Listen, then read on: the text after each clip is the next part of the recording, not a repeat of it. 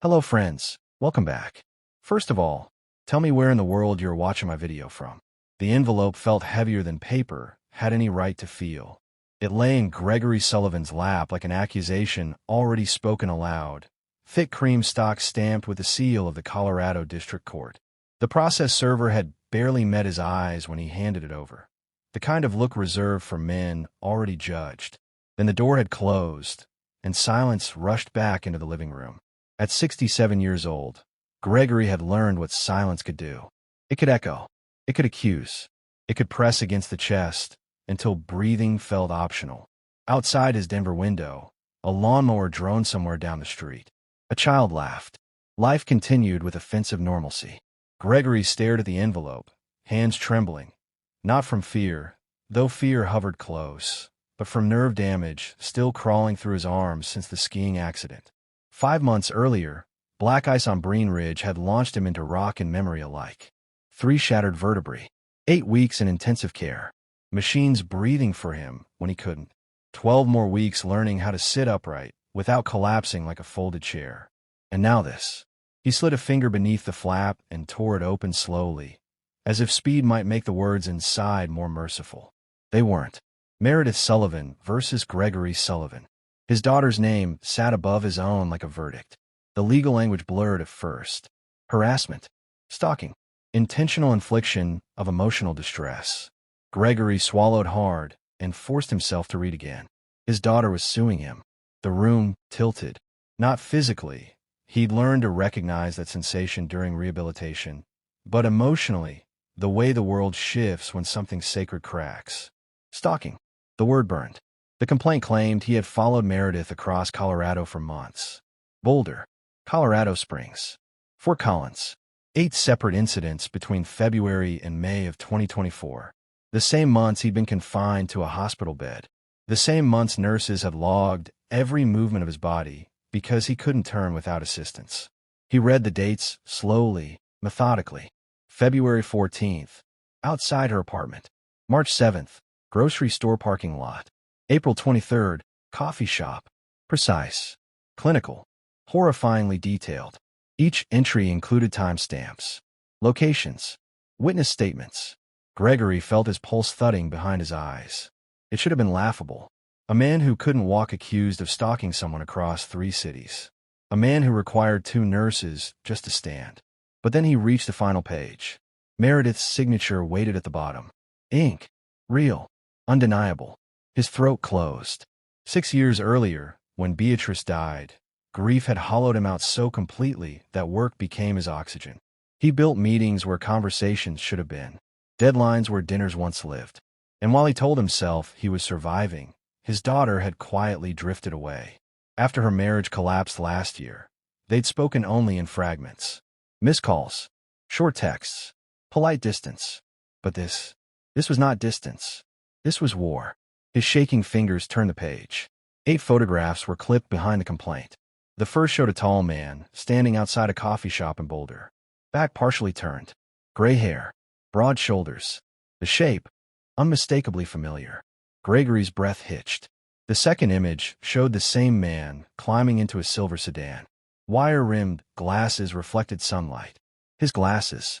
The third and fourth photos moved to Colorado Springs. A mall parking lot. A public park. Clearer angles now. 3/4 profiles. The resemblance was devastating. Height, about 6'2". Build, nearly identical. Hairline, the same retreating slope he'd watched age carve into his reflection. But something felt wrong. He leaned closer. The man's posture was straight. Too straight. Gregory had carried a limp for 10 years after knee surgery.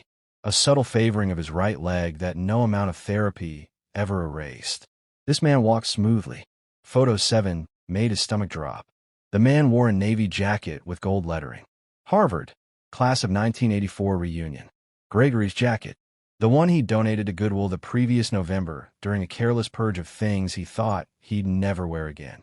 2 months before the accident. His breath left him in a shallow, broken sound. Someone had found that jacket. Someone had worn it. Someone had made sure it was visible. This wasn't coincidence. This wasn't confusion. This was design. A calculated reconstruction of his identity, stitched together with memories only someone close would know. Gregory's chest tightened as the realization settled. Someone was stalking his daughter, but it wasn't him, and whoever it was wanted Meredith to believe it was. He wheeled himself closer to the desk, laid the photos out beneath the lamp, studying them like crime scene evidence. The lighting was professional, the angles deliberate, long-distance compression from a telephoto lens. Not a phone, a camera, an expensive one. Someone had invested money into ruining him. Someone had invested precision. He lifted the final photo and froze. The image showed the man entering an apartment building, his back to the camera, the shot almost careless compared to the others, until Gregory noticed the number above the entrance. His fingers went numb. He typed the address into his laptop with shaking hands. 2847 Walnut Street, Boulder. The building appeared on screen, modern facade, balconies facing the street. Meredith's building. His heart hammered violently. This wasn't about impersonating him in public spaces anymore. This was surveillance. Someone had been outside his daughter's home. He zoomed into the photo, metadata. Timestamp. March 17th, 3:47 p.m. Gregory opened his hospital portal in another tab. March 17th, 3:47 p.m. Physical therapy session. Nurse Janet's notes appeared in black and white. Patient attempted transfer independently. Nearly collapsed. Required assistance. Expressed frustration. While he'd been fighting gravity, someone had been watching his daughter. And he hadn't known. Hadn't protected her. Hadn't even been able to stand. A sound escaped his throat, grief tangled with rage. He reached for his phone. He needed help. Not sympathy. Not comfort. Truth. Bernard Clayton answered on the second ring. Gregory? How's recovery coming? Bernard, Gregory said, voice breaking despite himself. I need you. Meredith just sued me. Silence fell on the other end. For what? Stalking. Another pause, heavier this time. That's impossible, Bernard said slowly. Exactly. Email me everything. Now. I'll call you back in 10 minutes. Those 10 minutes crawled. Gregory rolled into the kitchen, poured a glass of water, forgot to drink it. Outside, his neighbor chatted on the phone while trimming hedges. The normalcy felt obscene. When Bernard called back, his tone had shifted into steel. You have an airtight alibi. Hospital records alone will destroy this. But the photos, we'll dismantle them. I need full hospital documentation. Visitor logs. Rehab schedules. Phone records. My phone. Yes. Because the complaint alleges 14 threatening calls. Gregory's stomach clenched. I called her 3 times, he whispered. January. Surgery. Her birthday. Bernard exhaled sharply. Your Verizon logs show 3 outgoing calls. 2 minutes each. No voicemails. Then how? Someone spoofed your number, Bernard said. This isn't amateur work. A chill crawled up Gregory's spine. Someone is funding this, Bernard continued. Meredith's attorney isn't local. What do you mean? He's based in Seattle. High-end criminal prosecution specialist.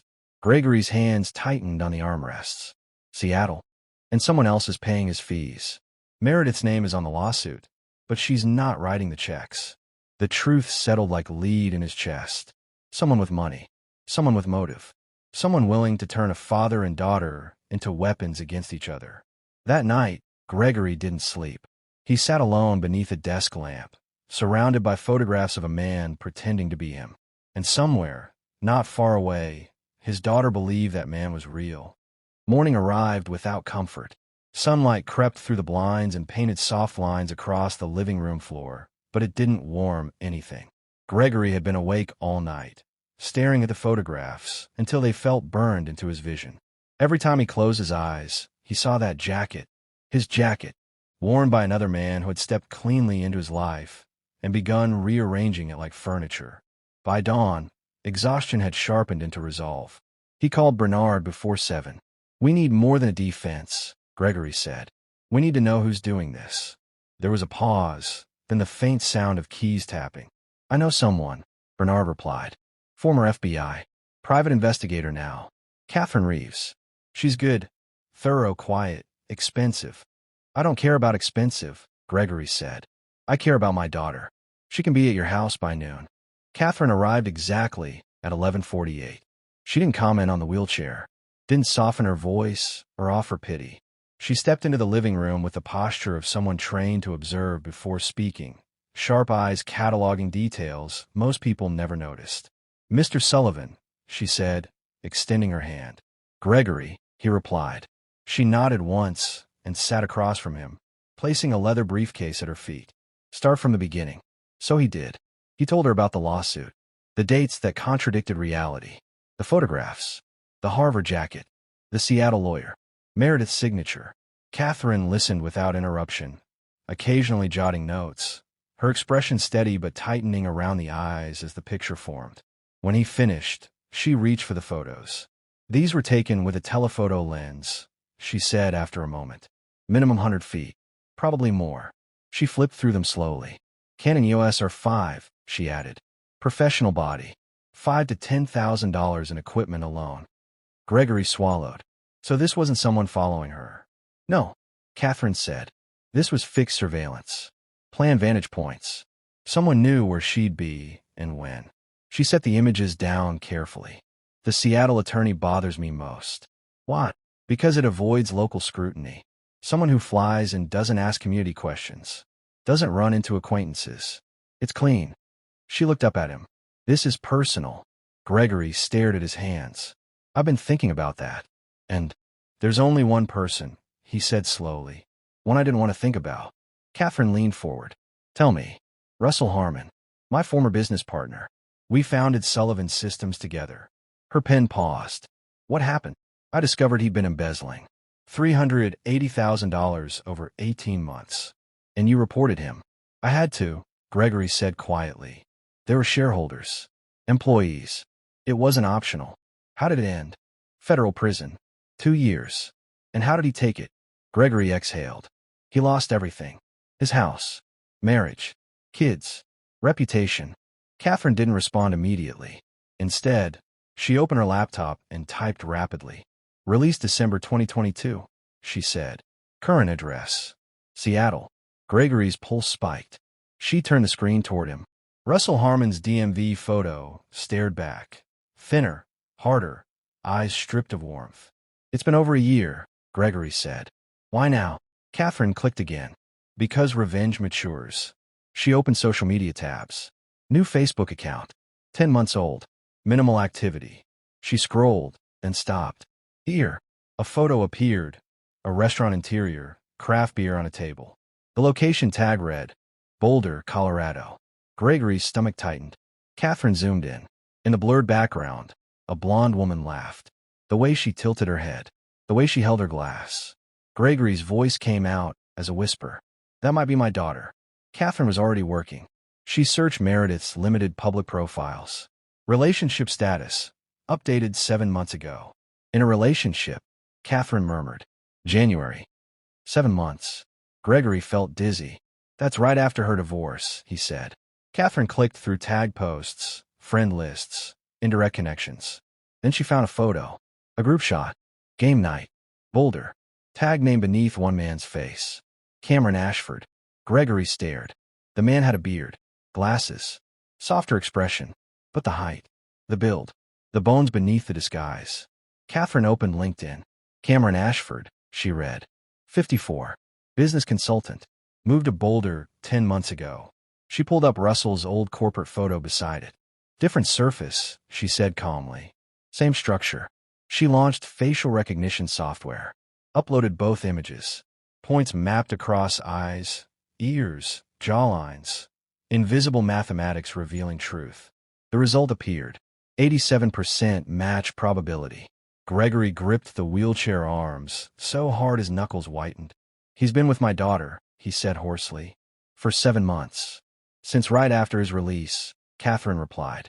"Which means he didn't meet her by accident." The room felt smaller. "He studied her," Gregory said. "Targeted her." "Yes," Catherine said. "And, through her, he targeted you." Gregory closed his eyes. All those nights Meredith had cried alone after her divorce. All the moments he hadn't been there. Russell had been. "He made me the monster," Gregory whispered. "And himself the rescuer," Catherine said gently. "That's how predators operate." Gregory's phone rang. Unknown number. Catherine's eyes flicked up.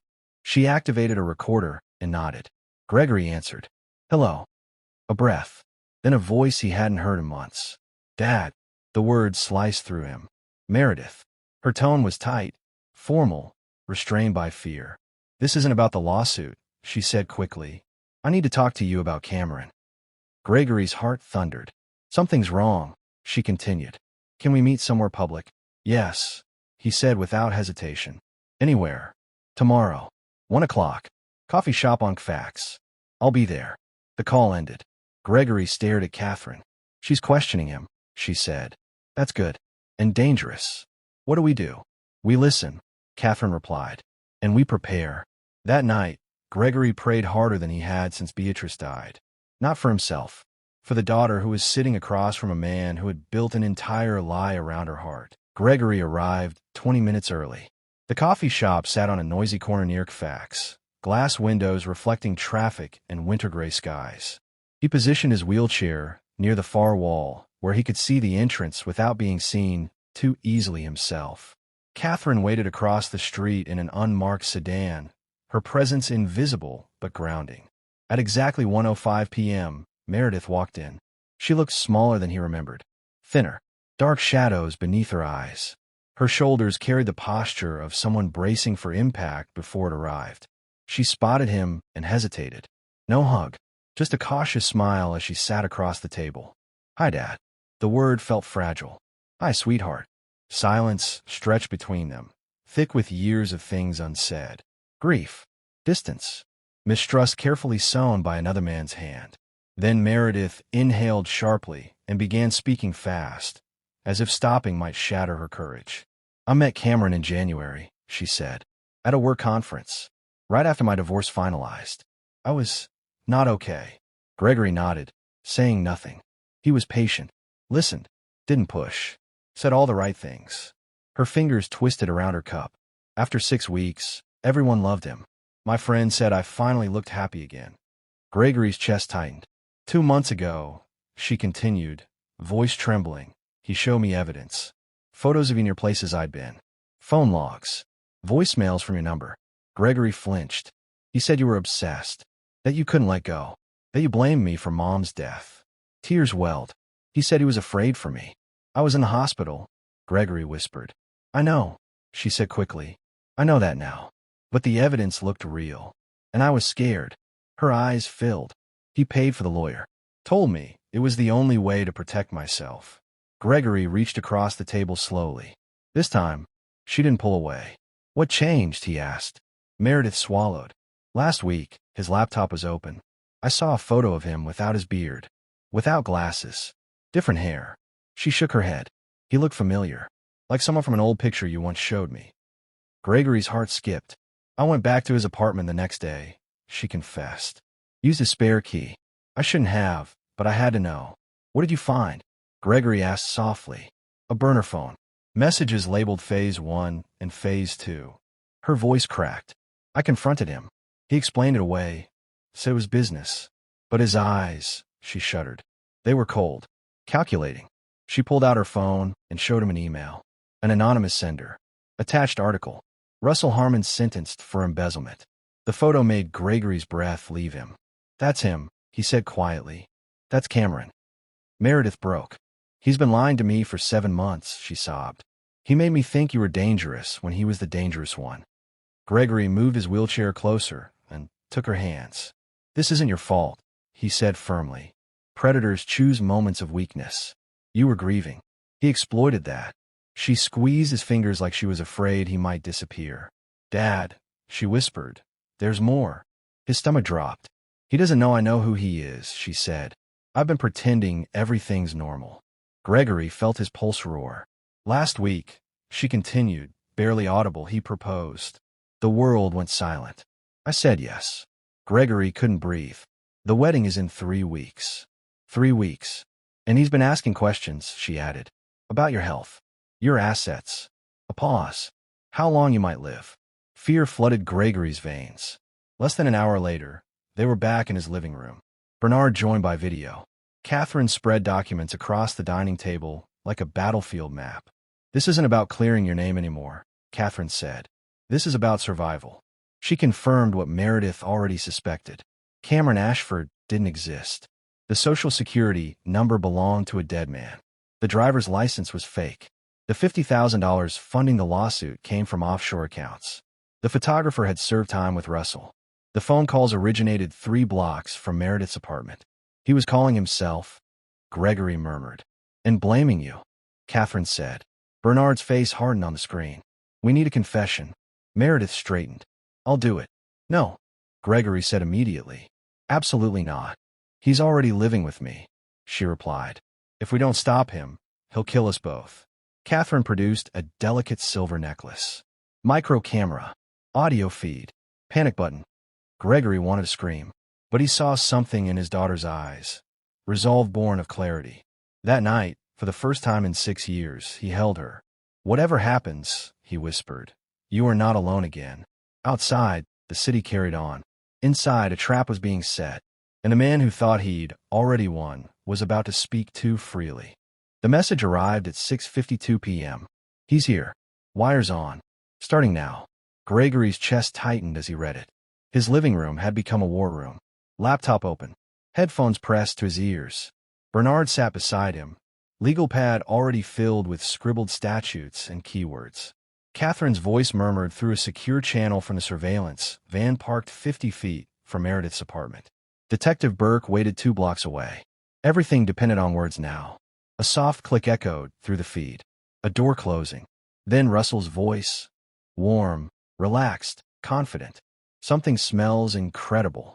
Meredith's voice followed, controlled but trembling beneath the surface. Carbonara. Your favorite. Gregory closed his eyes.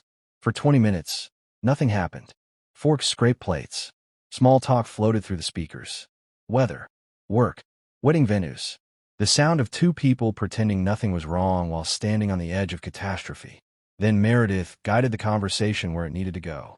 3 weeks is fast for a wedding, she said lightly. But I'm excited. Me too, Russell replied. Can't wait to make you my wife. A pause. We should talk about practical things, she added. Where we'll live. My place is small, he said. I was thinking your dad's house. Gregory's stomach nodded.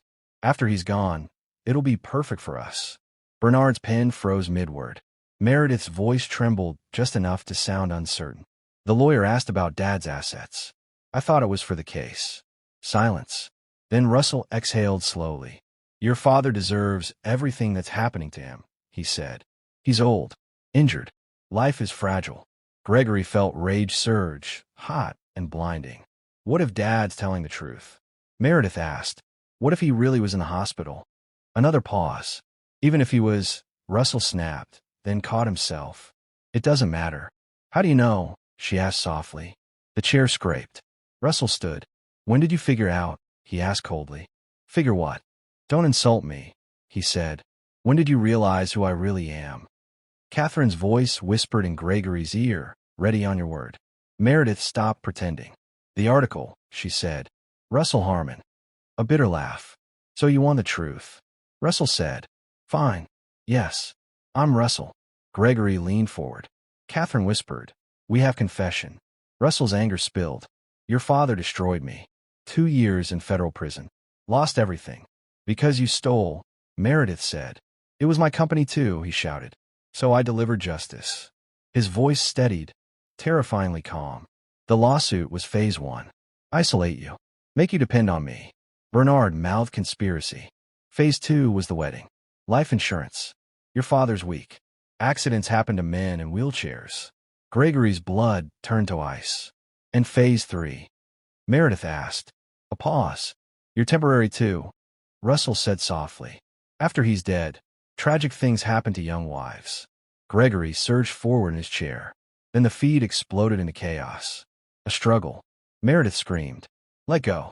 Gregory shouted into the mic. Now. Catherine now. The door crashed open. Police voices filled the feed. Hands up. A heavy thud. Russell Harmon. Detective Burke barked. You're under arrest. 20 minutes later, Gregory was wheeled into Meredith's apartment. Yellow tape. Flashing lights. Evidence bags. Meredith sat on the couch wrapped in a blanket. When she saw him, she collapsed into his arms. He was going to kill us, she sobbed. But he didn't, Gregory whispered. You're safe. A week later, The truth unfolded completely. Notebooks, maps, timelines, life insurance policies, planned accidents. An accomplice inside Gregory's former company. Russell received 18 years. The lawsuit vanished, but something else returned. Time, trust, healing. Months later, Gregory stood with a cane as Meredith cooked breakfast in his kitchen. Sunlight filled the room. The man who tried to destroy them had failed. Because lies require silence.